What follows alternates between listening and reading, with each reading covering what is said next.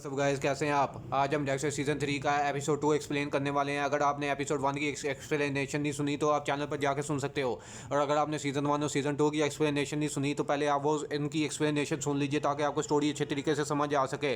मैंने season 1, season 2, season 3 की play list भी बना दी है। जब चैनल पर वीडियो ज़्यादा हो जाए तो आप डायरेक्ट प्ले लिस्ट को एक्सेस कर यहाँ पर सारी वीडियोज़ सारे एपिसोड्स की एक्सप्लेनेशन सुन सकते हैं। और अगर आपको मेरा काम और वीडियो पसंद आए तो वीडियो को लाइक कर दीजिएगा और चैनल को भी सब्सक्राइब कर दीजिएगा। तो बिना टाइम वेस्ट किए शुरू करते हैं। सीज़न 3 एपिसोड 2 की शुरुआत होती है। हम रीटा को देखते हैं जो कि डेक्स्टर के साथ डॉक्टर के पास आई होती है। यहाँ कंफर्म हो जाता है रीटा को कि वो प्रेग्नेंट है डेक्स्टर के बच्चे के साथ। यहाँ वो डेक्स्टर को कहती है कि हम दोनों मिलकर सोचेंगे कि आगे क्या करना है, लेकिन यहाँ पर डेक्स्टर को कुछ भी समझ नहीं आ रहा होता। ये सब कुछ उसकी ज़िंदगी में पहली दफ़ा होता है, इसलिए वो वहाँ से चला जाता है।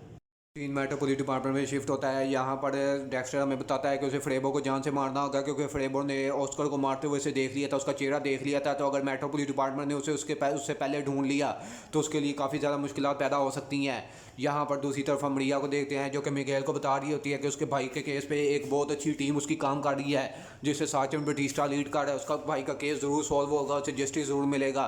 लेकिन यहाँ पर मिगेल कहता है कि इसी टीम के बीच में बे हार्बर बुचर भी था। यहाँ पर उसके कहने का मतलब यही होता है कि उसे इस टीम पर ट्रस्ट नहीं है। लेकिन यहाँ पर हम देखते हैं कि वो डेक्स्टर पर ट्रस्ट करता है, यानी डेक्स्टर मॉर्गन पर ट्रस्ट करता है। लेकिन वो ये नहीं जानता कि डेक्स्टर ने उसके भाई को जान से मारा है। लेकिन यहाँ पर दोनों अच्छे दोस्त हैं तो फायदे मिगेल भी यहाँ पर मरिया की बात मान जाता है कि उसके भाई के केस के लिए यही टीम अच्छी है। लेकिन यहाँ पर ये बार बार इसे रीअश्योर ही कर रहे होते हैं कि तुम्हारे भाई का केस सॉल्व हो जाएगा।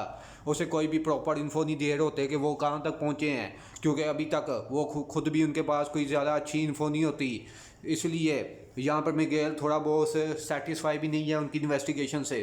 Miguel Prado metro police department से चला जाता है और यहाँ पर डेक्स्टर भी उसे जाता हुआ देख रहा होता है। लेकिन यहाँ पर मरिया सार्जेंट बटिस्टा से कहती है कि वही ये केस सोल्व करेगा और वो कर सकता है। और यहाँ पर ये बटिस्टा का कॉन्फिडेंस बढ़ जाता है क्योंकि अब उसे भी खुद पर बिलीव है कि वही ऑस्कर प्राडो के केस को सोल्व करेगा, उसकी टीम, और वो अच्छा काम करके दिखाएंगे। यहाँ पर सीन शिफ्ट होता है। हम डेबरा को देखते हैं जिसे मिलने सार्जेंट यूकी आती है जो कि सीआई की सार्जेंट है। यहाँ पर वो बताती है कि मुझे तुम्हारी हेल्प चाहिए। यहाँ पर वो चाहती है कि वो डेबरा उसकी इन्फॉर्मेंट बन के मेट्रो पुलिस डिपार्टमेंट में काम करे। यहाँ पर वो क्वीन को, जो इनकी फोर्स में नया आया है, उसे इन्वेस्टिगेट कर रही है क्योंकि उसे लगता है कि वो करप्शन में इन्वॉल्व है। लेकिन यहाँ पर क्वीन ने कैसी करप्शन की है और यूकी उसके पीछे क्यों पड़ी है ये आपको आने वाले एपिसोड्स में पता चलेगा। लेकिन यहाँ पर वो हेल्प चाहती है डेबरा से कि वो एज आ इन्फॉर्मेंट उसकी इन्फॉर्मेंट बन के उसके लिए भी काम करे मेट्रो पुलिस डिपार्टमेंट में। लेकिन यहाँ पर डेबरा इस चीज़ को धोखेबाजी समझती है और वो ऐसा करना नहीं चाहती यहाँ पर। लेकिन वो उस पर ज़्यादा प्रेशर नहीं करती और यहाँ पर उसे कहती है कि अगर वो उसकी हेल्प करे तो वो उसे प्रमोशन दिलवा सकती है। यहाँ वो प्रमोशन चाहती है डेबरा और यहाँ पर उसकी प्रमोशन में भी हेल्प कर सकती है। और यहाँ पर वो उसे ये यकीन दिलाने के लिए कि वो भी उसकी फ्रेंड ही है, यहाँ पर इस वक्त फ्रेबो के केस में वो उसे लीड देकर जाती है कि उसे उसकी गर्लफ्रेंड जिसकी बॉडी लास्ट एपिसोड में मिली थी उसके बारे में मज़ीद इन्फो उसे कहाँ से मिल सकती है जो फ्रेबो के केस में बहुत ज़्यादा हेल्पफुल रहेगी। यहाँ पर डेबरा उसकी ये बात सुनती है और यहाँ पर वैसे तो उसे ऑफिशियली केस से हटा दिया गया है, लेकिन उसे जो भी लीड में ये मिली है वो उसके पीछे ज़रूर जाएगी क्योंकि वो भी यही चाहती है कि फ्रेबो को जल्दी से जल्दी पकड़ा जा सके। पर दूसरी तरफ हम मेट्रो पुलिस डिपार्टमेंट में डेक्स्टर को देखते हैं जो कि फ्रेबो की गर्लफ्रेंड का घर का एड्रेस निकालता है ताकि वहाँ पर जाके उसे फ्रेबो के बारे में कुछ पता चल सके कि उसे फ्रेबो को कहाँ ढूंढना चाहिए।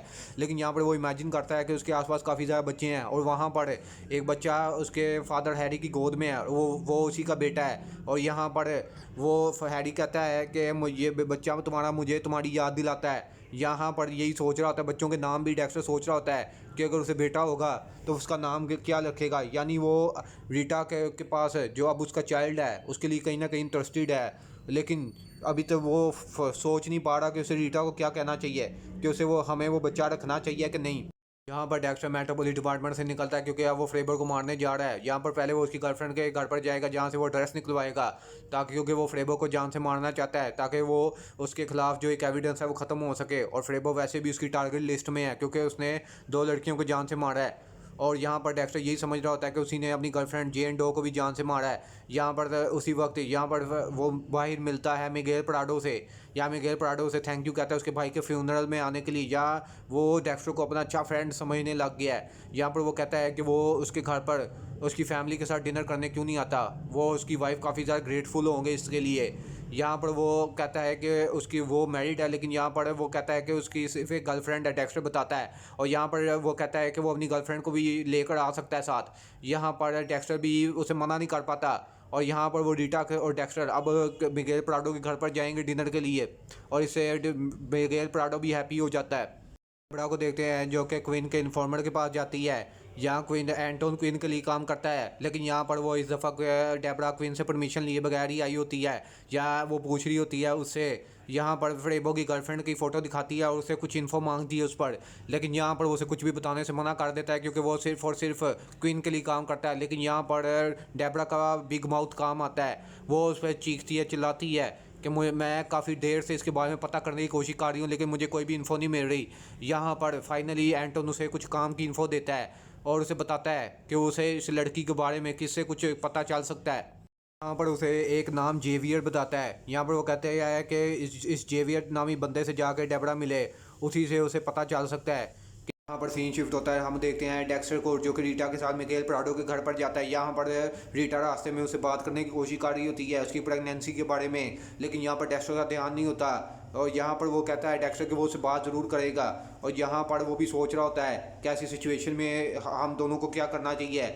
यहाँ पर वो मिगेल प्राडो उसकी वाइफ सिल्विया से मिलते हैं।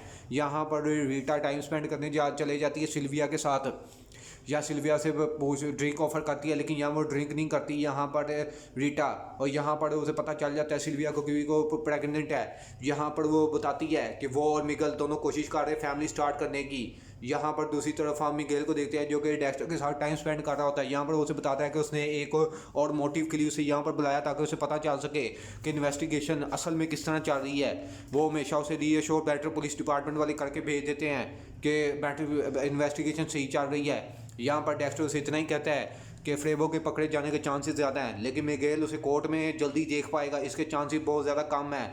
यहाँ पर मिगेल क्योंकि अब तक डेक्स्टर को काफ़ी ज़्यादा अपना अच्छा दोस्त मानता है, तो वो बताता है कि उसके भाई रोमान प्राडो को एक उसका सेल फोन मिला है। यहाँ पर जो उसकी मदर से बिलोंग करता है, यानी फ्रेबो की मदर का सेल फोन मिला है, जिससे उसे जैसे ही फ्रेबो फ़ोन करेगा अपनी मदर से बात करने के लिए, उस सेल फोन के ज़रिए उसका एड्रेस पता चल जाएगा कि फ्रेबो इस वक्त कहाँ पर है।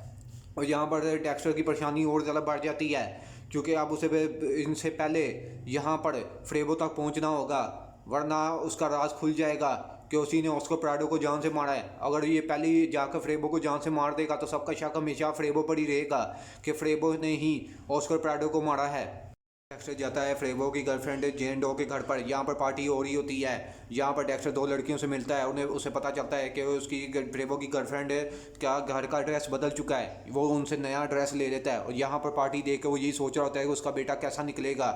यहाँ पर इन टीनेज लड़कों को देखकर और लड़कियों को देखकर वो यही सोच रहा होता है, अपने बच्चे के बारे में यही सोच रहा होता है। यहाँ पर उसे ड्रेस मिल गया होता है, लेकिन वो आज फ्रेबो को जान से मारने नहीं जाता क्योंकि उसने कहा था रीटा को कि वो 1 घंटे में वापस आ जाएगा, इसलिए वो वापस रीटा के पास चला जाता है। मॉर्निंग का सीन देखते हैं और रीटा के घर का सीन देखते हैं। यहाँ पर डेक्स्टर और रीटा दोनों बच्चे के बारे में पॉजिटिव और नेगेटिव बातें कर रहे होते हैं कि उसके होने से हमें क्या फ़ायदा है और उसके ना होने से, यानी वो पॉजिटिव और नेगेटिव बातों को डिस्कस कर रहे होते हैं कि बच्चे के आने से पैसों की ज़्यादा ज़रूरत होती है, टाइम ज़्यादा देना पड़ता है, फ्रीडम इंसान की ज़िंदगी में कम हो जाता है। लेकिन डेक्स्टर कहता है कि बच्चे काफ़ी ज़्यादा क्यूट होते हैं। और यहाँ पर तभी एस्टर कोडी बॉल मारकर एक गिलास तोड़ देते हैं और यहाँ पर गुस्से में रीटा उन्हें उनके कमरे में जाने के लिए कहती है, लेकिन यहाँ पर रीटा ये सोचती है कि वो क्या बातें कर रही थी। बच्चों का ज़िंदगी में होना, यहाँ पर रीटा बच्चों का ज़िंदगी में होना गलत कभी समझती नहीं। यहाँ पर असल बात यह है कि ये दोनों ही कन्फ्यूज़ हैं कि इस सिचुएशन में इन्हें क्या करना चाहिए। यहाँ पर दूसरी तरफ हम बटिस्टा क्वीन को देखते हैं जो कि फ्रेबो के एक दोस्त के जैक के घर पर जाते हैं। यहाँ जैक भी फ्रेबो के साथ एक दफ़ा अरेस्ट हुआ था। दोनों नशे की कुछ चीज़ें हटते हैं और लड़का और लड़कियों को बेचते हैं, इसलिए इन दोनों को अरेस्ट किया गया था। दोनों अच्छे दोस्त हैं काफ़ी, इसलिए यहाँ पर वो उसके बारे में पूछने के लिए यहाँ पर जैक के घर पर आए होते हैं। यहाँ जैक पूरी कोशिश कर रहा होता है कि ये दोनों घर के अंदर ना आए, लेकिन उसका बिहेवियर देखकर दोनों ही घर के अंदर तलाशी लेने के लिए, इन्वेस्टिगेशन करने के लिए चले जाते हैं। दूसरी तरफ हम पुलिस डिपार्टमेंट में देखते हैं, यहाँ पर जो रिपोर्ट दी होती है डेक्स्टर को डेबरा ने, उसके ऊपर, फ्रेबो की गर्लफ्रेंड के ऊपर, वो वापस कर देता है कि उसे कुछ भी खास नहीं मिला।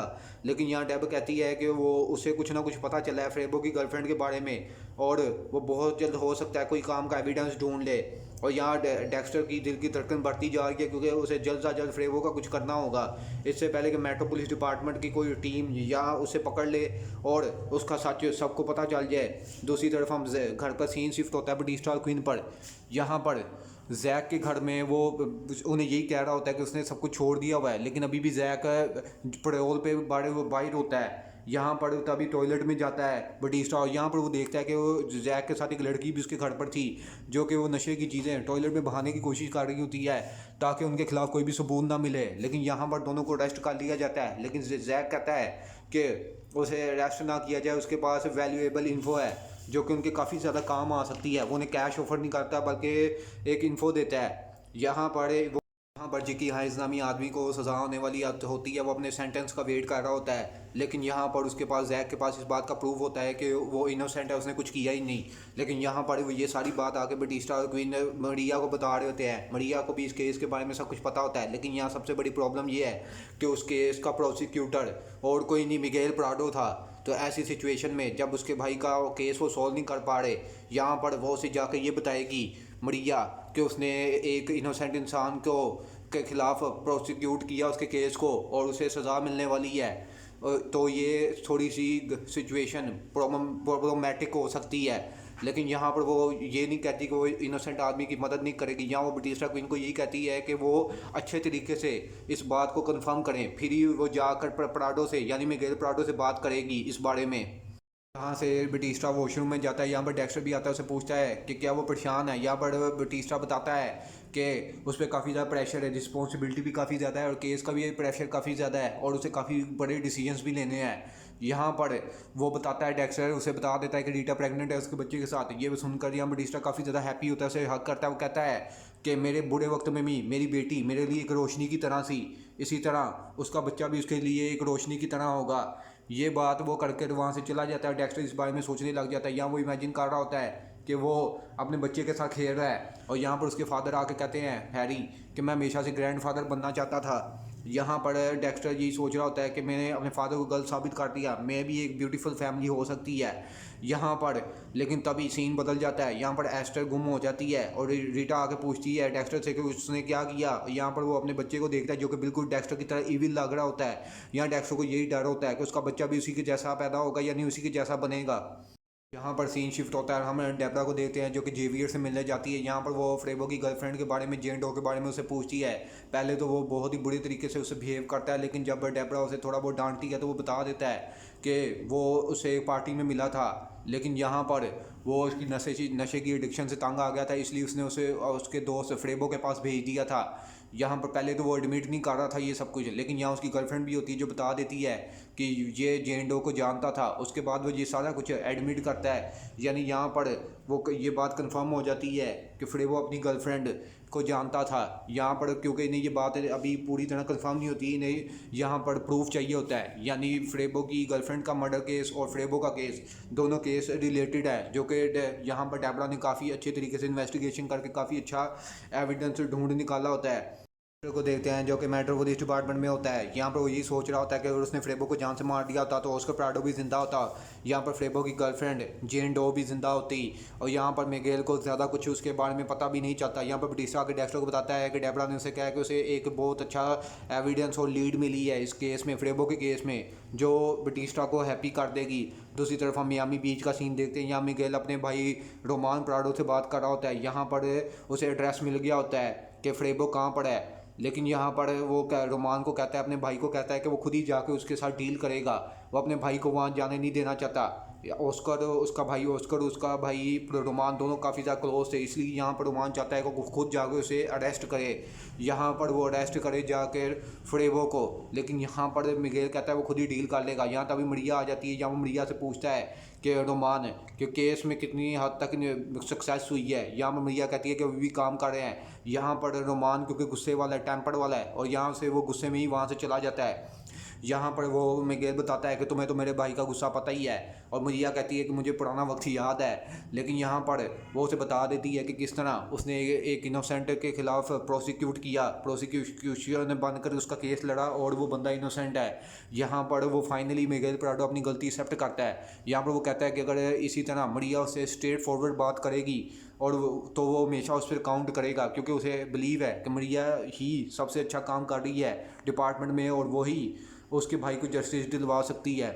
पुलिस डिपार्टमेंट में यहाँ पर डेबरा अपनी एक सारी इन्वेस्टिगेशन प्रेजेंट करती है। यहाँ पर क्योंकि फ्रेबो और उसकी गर्लफ्रेंड का केस रिलेटेड होता है एक दूसरे से, इसलिए सब यही समझ लेते हैं कि फ्रेबो ने अपनी गर्लफ्रेंड को जान से मारा है। यहाँ पर सीआई ने उसे लीड दी होती है इस केस में, और यहाँ पर सीआई ये सुनकर यहाँ क्वीन भी शौक होता है कि सीआई ने उसकी हेल्प क्यों की। यहाँ पर क्वीन उसे कहता है कि वो दोबारा उसके इन्फॉर्मर यानी एंटोन से उसकी मर्जी के बगैर ना मिले जाकर। लेकिन यहाँ पर डेबरा कहती है कि वो इस तरह वियर्ड बिहेव क्यों कर रहा है, यानी वो उसे कुछ ना कुछ छुपा रहा है। लेकिन यहाँ पर इस बात का कुछ भी जवाब नहीं देता क्वीन और वहाँ से चला जाता है। यहाँ पर बटिस्टा कहता है कि वो अपने प्रमोशन से को हासिल करेगी अगर वो इसी तरह काम करती रहेगी। यहाँ पर वो उसे मोटिवेट करता है।